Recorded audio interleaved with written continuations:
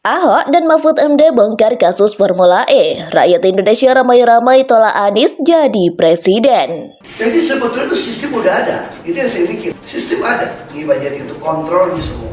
Uang yang masuk, semua bisa dikontrol. Ini zaman teknologi kok. Ini zaman teknologi sangat gampang sekarang. Dan hampir semua orang punya HP juga. Yang masalahnya, orang yang punya wewenang membuka kunci mengisi data ini yang kurang kita. Kalau sistem saya dulu langsung saya lock, nggak bisa menyetor modal ke BUMD untuk membuat acara bayar fee Formula E, nggak bakalan itu, pasti saya lock. Atau Anda mau beli iPhone sampai sekian miliar, nggak bisa, pasti saya lock. Atau mau ada pemahaman atau ada perjalanan dinas ke luar negeri, anggota dewan ke Amerika, ke Inggris, pasti saya lock itu karena ada sistem. Tapi kalau yang tukang ngelocknya buka ya bobol. Makanya kita butuh program ini, mengirim lebih banyak lagi orang duduk di DPRD atau DPR RI untuk menjaga anggaran, menjaga sistem yang ada. Ahok dipenjara 2 tahun, tuduhan penistaan agama, padahal itu fitnah semua kan, ya kan? Demi memenangkan Anies Baswedan menjadi gubernur Jakarta, dan berhasil waktu itu. Apa yang terjadi? Jakarta hancur, Pak. Cuma dapat sumur resapan kita di tengah jalan, ya kan? Dana hampir 500 triliun APBD, dapat puskesmas 1 Jakarta orang. Yang lain janji palsu semua. DP 0%, OKOC, apalah yang katanya itu. Nah ini kalau ini di framing terus mau diangkat menjadi presiden, nauzubillah min zalik, Pak. Nauzubillah min zalik. Ini jangan sampai terjadi, karena ini sangat membahayakan. Kita tahu semua kita punya rekam jejak, dan ini harus dijaga.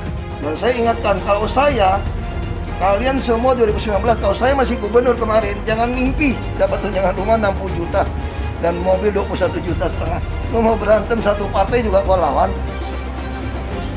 Nah ini mesti jelas. Makanya saya juga melihat, orang juga tanya sama saya, seolah-olah saya masuk ke PDI Perjuangan sudah diam. Oh enggak, saya tahu mana partai yang mau memanfaatkan saya, mana yang manfaatkan negatif dan positif. Ada partai yang ingin saya melakukan pembaharuan, perubahan, reformasi dalam tubuh partai. Saya jadi showcase. Ada orang yang cuma manfaatin saya buat dapatin suara. Nah dari mana saya bisa membedakan mereka? Gampang. Begitu saya beda pendapat dengan partai tersebut, atau saya tidak jadi masuk partai tersebut, langsung segala sosmed partai itu atau anggota itu menyerang saya, menghabiskan karakter saya. Saya kemarin nonton video konferensi pers Menko Polhukam Mahfud MD, dan ada satu statementnya yang benar-benar menggelitik saya untuk ikutan komentar. Dalam konferensi pers itu, Pak Mahfud MD cerita kalau dia ketemuan dengan Denny Indrayana, mantan Wakil Menteri Hukum dan Hak Asasi Manusia waktu era pemerintahan SBY.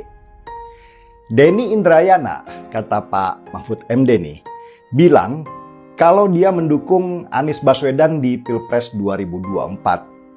Dan Denny itu curiga kalau pemerintah akan menjegal Anies lewat kasus Formula E di KPK. Mahfud MD kemudian menjawab, pemerintah tidak pernah intervensi KPK. Justru KPK lah yang mengeluh ke Mahfud MD kalau setiap mereka mengusut kasus Formula E, banyak orang yang menuduh KPK sudah bermain politik dan mau menjegal Anies Baswedan supaya nggak bisa nyapres nantinya. Disinilah saya tertarik, karena ternyata menuju Pilpres 2024, lembaga anti korupsi seperti KPK dibawa-bawa masuk ke dalam gelanggang politik.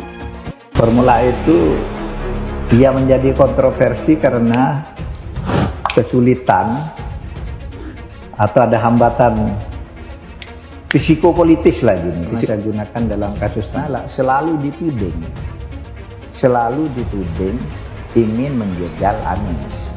KPK itu setiap nyebut mau menyelidiki gitu, orang mau demo kalau ini ya untuk menjegal gitu, sehingga ya gamang. Apakah kasus korupsinya ada indikasinya? Kuat laporan BPK laporan BPK itu menyimpulkan Formula E tidak boleh dibiayai oleh APBN maupun APBD karena menurut undang-undang yang boleh dibiayai oleh APBN APBD itu undang-undang olahraga tertentu yang disukai rakyat secara masif. Basuki Cahayapurnama alias Ahok menyebut bahwa banyak proyek-proyek besar di DKI yang digunakan untuk menyelewengkan uang rakyat. Salah satu proyek besar di DKI yang memakai uang APBD secara besar-besaran adalah Formula E. Formula E adalah proyek Anies Baswedan ketika dia menjadi Gubernur DKI Jakarta. Meski program Formula E menggunakan APBD dengan jumlah yang besar, namun dampak yang dihasilkan untuk ekonomi Jakarta saat itu sangatlah kecil.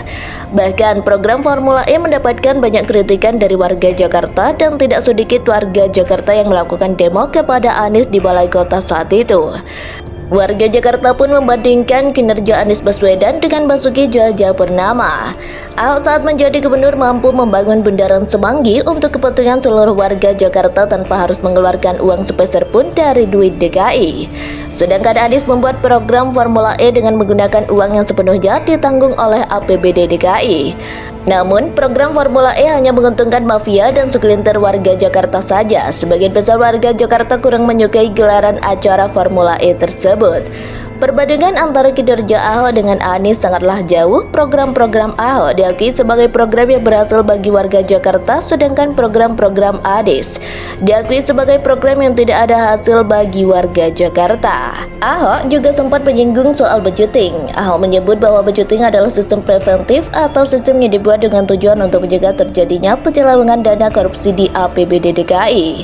DKI sempat menjadi kota yang menjadi percontohan bagi kota-kota lainnya dalam menanggulangi korupsi di daerah.